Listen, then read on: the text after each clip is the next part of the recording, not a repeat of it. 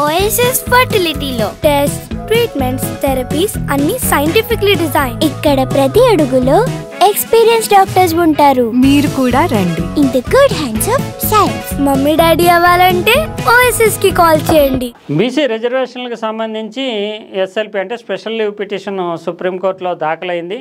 ఈ రిజర్వేషన్ని కొనసాగించాలి అంటే హైకోర్టు ఇచ్చినటువంటి స్టేని ఎత్తివేస్తే కనుక ఎన్నికలకు వెళతాము, వెనుకబడిన తరగతులకి 42% రిజర్వేషన్ ఇవ్వడం అనేటటువంటిది అవసరమైనటువంటి చర్య అంటూ రాష్ట్ర ప్రభుత్వం వాదిస్తోంది. ఎంతవరకు సుప్రీంకోర్టు దీనిపైన సానుకూలంగా స్పందిస్తుంది అనే ప్రశ్న అయితే ఉంది. ఎందుకంటే ముఖ్యంగా రాష్ట్ర ప్రభుత్వం చేస్తున్నటువంటి వాదనలు ఏవి కూడా గతంలో సుప్రీంకోర్టు తీసుకున్నటువంటి నిర్ణయాన్ని సమర్థంగా తిప్పికొట్టే విధంగా లేకపోవడం. హైకోర్టులో సైతం చూసాం మనము. 2 రకాలైనటువంటి వాదనలతో ఈ స్టే ఇవ్వకుండా ఈ రిజర్వేషన్లు కొనసాగించాలని చూడడం అనేటటువంటి జరిగింది. రాజ్యాంగంలో ఎక్కడ 42%, 50% రిజర్వేషన్లు మించి ఉండకూడదనే నియమం లేదు. అందువల్ల మేము 42% రిజర్వేషన్లు ఇవ్వడం ద్వారా ముఖ్యంగా ఇప్పుడు చూస్తే కనుక 25% వరకు ఎస్సీ ఎస్టీలకు ఉన్నవి రిజర్వేషన్లు, మరో 25% మాత్రమే బీసీలకు ఉన్నాయి ఇంతవరకు రిజర్వేషన్లు. ఇంకా 17% రిజర్వేషన్లు పెంచారు. ఇవి పెంచిన తర్వాత చూస్తే కనుక 67%కి చేరుకున్నటువంటి రిజర్వేషన్ల సంఖ్య కనిపిస్తుంది. ఇప్పుడు సుప్రీంకోర్టు ముందుకు తీసుకొస్తున్నటువంటి అంశాలని సుప్రీంకోర్టు ఎంత మేరకు ఆమోదిస్తుంది, దీనికి సంబంధించి స్టేని రద్దు చేస్తుందా, ఎన్నికలకు ముందుకు వెళుతుందా అంటే రకరకాలైనటువంటి రూపాల్లో న్యాయ నిపుణులు చాలా వరకు అవకాశాలు తక్కువగానే ఉన్నాయి. అయితే ఇది మార్గదర్శకం మాత్రమే. సుప్రీంకోర్టు ఇచ్చినటువంటి సూచన గతంలో 50% రిజర్వేషన్లు పెంచకూడదంటూ రాష్ట్ర ప్రభుత్వం చేస్తున్నటువంటి వాదన కానీ, రాజ్యాంగంలో లేదనేటటువంటి వాదన కానీ నిలబడదు అనే వాదన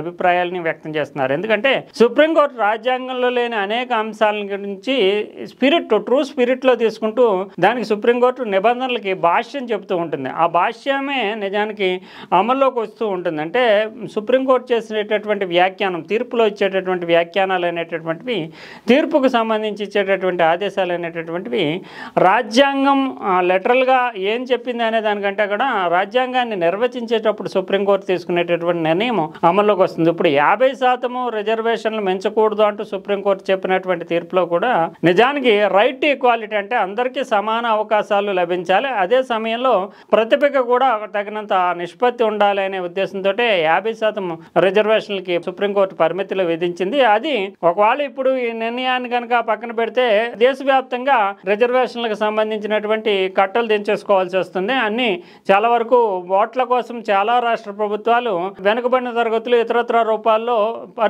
పరిమితులు లేనటువంటి నిర్ణయాలు తీసుకుంటే రైట్ టు ఈక్వాలిటీ అనేటటువంటి రాజ్యాంగ స్ఫూర్తికి దెబ్బ తగులుతుంది అనే న్యాయ నిపుణులు చెప్తున్నారు. ఇంకొక రకంగా చూడాలంటే అయితే రిజర్వేషన్లు అనేటటువంటి ప్రక్రియ ఎఫర్మేటివ్ యాక్షన్ కింద ప్రభుత్వాలు తీసుకున్నాయి. రాజ్యాంగానికంటే కూడా ఎఫర్మేటివ్ యాక్షన్ కింద అంటే ఎస్సీ ఎస్టీ వర్గాలు చాలా సుదీర్ఘకాలంగా వెనుకబడి ఉండడం, వాళ్ళని పైకి తీసుకురావాల్సినటువంటి బాధ్యత ప్రభుత్వ కర్తవ్యాల్లో భాగంగా ఉండడం వల్ల ఆ ఎఫర్మేటివ్ యాక్షన్ కింద మాత్రమే రిజర్వేషన్లు ఎక్సెప్షన్ అంటే రైట్ టు ఈక్వాలిటీ రూల్కి ఎక్సెప్షన్ కింద మాత్రమే రిజర్వేషన్లు ఉంటాయి. అందువల్ల దాంట్లో భాగంగానే 50% పెంచకూడదు అనేటటువంటిది చెప్పారు. ముఖ్యంగా చూస్తే కనుక కొన్ని ప్రత్యేక పరిస్థితుల్లో మాత్రము అంటే సామాజికంగా ఇక్కడ ఉండేటటువంటి వాతావరణాల్లో ఖచ్చితంగా ఈ రిజర్వేషన్ పెంచాల్సి ఉంటుంది, లేకపోతే కనుక న్యాయం జరగదు అనుకున్నప్పుడు అంటే ప్రధానంగా ఈశాన్య రాష్ట్రాల్లో ఇతర ప్రాంతాల్లో చూస్తే కనుక అట్టడుగున ఉండేటటువంటి గిరిజన తెగలకు చెందినటువంటి ప్రజలు కానీ, ఈశాన్య రాష్ట్రాల్లో ఉండేటటువంటి ఆదివాసులు కానీ, వీళ్ళకి సంబంధించి వాళ్ళు 90%, 80% జనం ఉంటారు కనుక వాళ్ళ రిజర్వేషన్ మాత్రము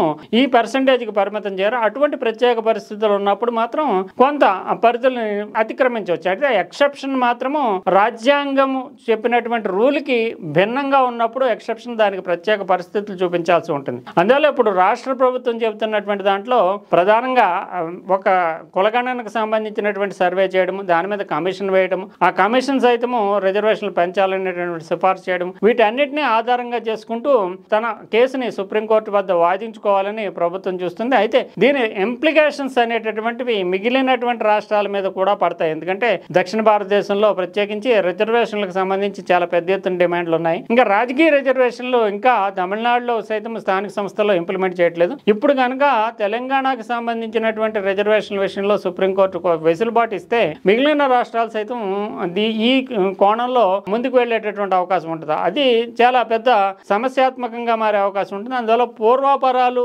భవిష్యత్తులో దీనికి తలెత్తేటటువంటి అంశాలు వీటన్నిటిని పరిగణనలోకి తీసుకున్న తర్వాత మాత్రమే సుప్రీంకోర్టు స్పందించేందుకు అవకాశం ఉంటుంది. అందువల్ల ఏవైతే ఈ రాష్ట్ర ప్రభుత్వం సుప్రీంకోర్టు ముందు పెడుతుందో రాజ్యాంగంలో 50% రిజర్వేషన్ అనేటటువంటి క్యాప్ లేదు. తర్వాత ఇంకొక అంశము ప్రధానంగా నోటిఫికేషన్ ఇచ్చిన తర్వాత ఎన్నికలు ఆపడం అనేటటువంటిది ఎక్కడా లేదు. కానీ ఇక్కడ నోటిఫికేషన్ ఇచ్చిన తర్వాత మళ్ళీ స్టే విధించారని. అయితే దీనికి ఇప్పటికే హైకోర్టు స్టే విధించింది కేవలం జీవో నెంబర్ 9 మీద, అంటే రిజర్వేషన్ల పెంపుదలకు సంబంధించినటువంటి 9 మీద మాత్రమే తప్ప నోటిఫికేషన్ మీద కాదు. నోటిఫికేషన్ తోటి ఎన్నికలకు వెళ్ళొచ్చు, రిజర్వేషన్ పెంపుకు సంబంధించి మాత్రమే వర్తిస్తున్నట్టు హైకోర్టు ఇప్పటికే వివరణ ఇచ్చినటువంటి నేపథ్యంలో ఇది ఎంత మేరకు నిలబడుతుంది అనేటటువంటిది కూడా మరోసారి పరిశీలించుకోవాల్సి ఉంటుంది. ఏదేమైనప్పటికీ ప్రస్తుతం అయితే న్యాయ పరిధిలోకి వచ్చేసింది. ఇంకా రాజకీయంగా వీళ్ళు అంటే అటు రాష్ట్ర ప్రభుత్వం కానీ లేదంటే ఇటు రాజకీయ పార్టీలు కానీ చేసేది ఏమీ పెద్దగా ఉండదు. సుప్రీంకోర్టు ఒక నిర్ణయం తీసుకోవాల్సినటువంటి వాతావరణం ఇప్పుడు మనకి కనిపిస్తుంది.